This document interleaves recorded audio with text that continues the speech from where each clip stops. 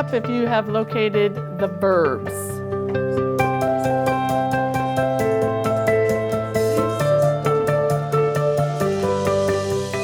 LDC has allowed us to take this notion that we know we have to teach kids differently and kids have to learn differently. We've made learning fun. There are already people here. When you take a group of teachers that are so motivated to really look at instructional design and really improve their own practice, as a principal, it's so easy to support that work because they're excited about what they're seeing in their classroom. We know we're doing the right thing. We know that students are expecting us to challenge them. They're expecting us to give them the tools so that they can be successful. We came across the Literacy Design Collaborative and said, this is it. This is how we can provide teachers a framework to do the work that we're asking them to do. All 4 of our 4th grade teachers, we work collaboratively together on the module design process. The first step is to design something called a teaching task. From the task, what is the end result that we're asking students to do? And then from that, what skills do they need to be able to answer that task at a high level? From the skills, we look at instruction, all the way to results. Were they able to answer all parts of the task? When designing a teaching task, you use the templates provided by the Literacy Design Collaborative. You plug in the blanks, and those blanks are what drives the module moving forward.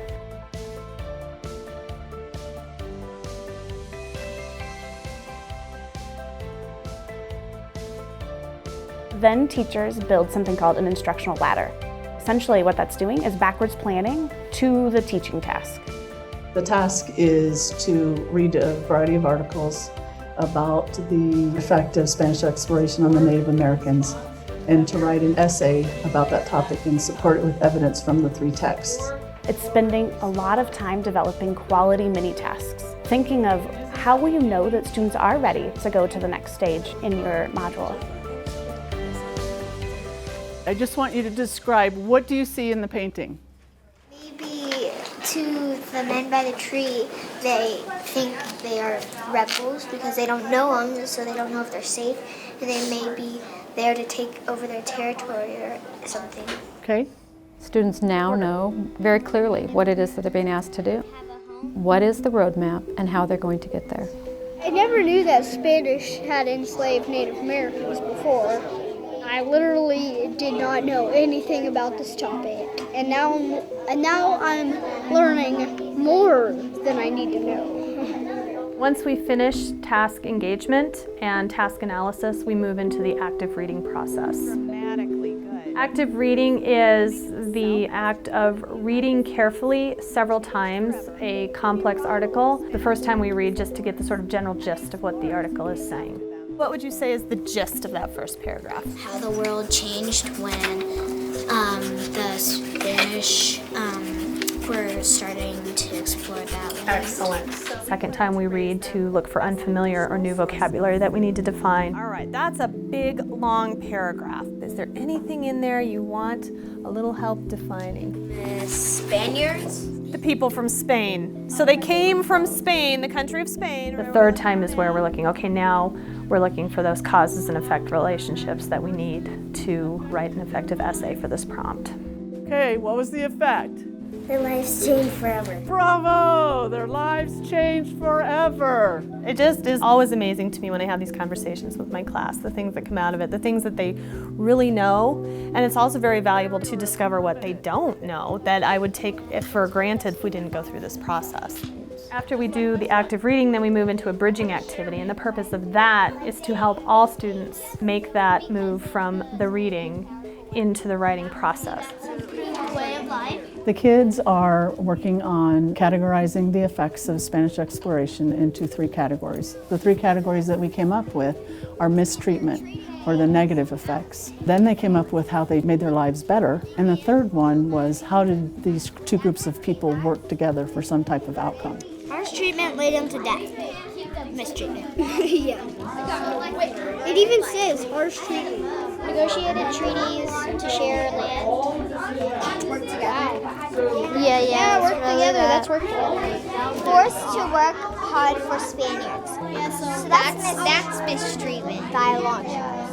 In a general sense, bridging is the opportunity for kids to synthesize what they have read with their peers, clearing up some misconceptions or deepening their own thinking as a step into writing their essay. It kind of helps us sort out ideas. Yeah, and it gives us ideas because this is the thesis statement. These are our 3 big ideas, and then we'd work out a conclusion. After the bridging activity, students are then ready to begin planning their essay. They'll either develop a plan on their own if they're used to doing that, or they can be given a planner.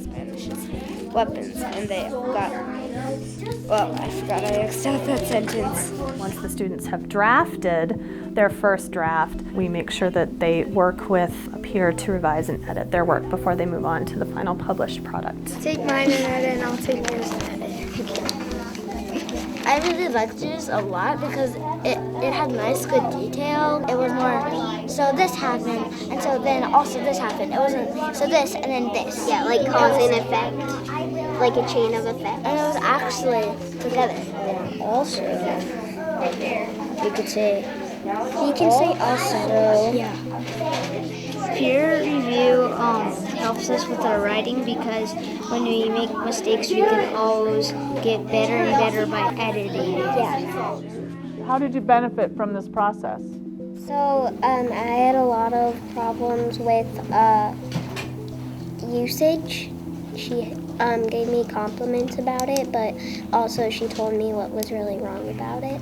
Okay. The thing that I'm most excited about with this module was that all of my kids felt successful. I had no reluctant writers. There was no one that didn't know how to go through the writing process because they had so many opportunities to access the information, both in reading it, talking about it, sharing it with other people, seeing it on anchor charts that, hey, they were ready to write and they did it.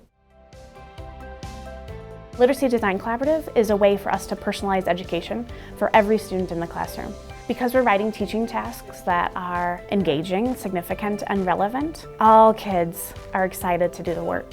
And we're supporting all students through the process. When I walk through classrooms, the whole notion of student engagement and the excitement that they bring with learning the material, it's incredible to watch. It's transformational.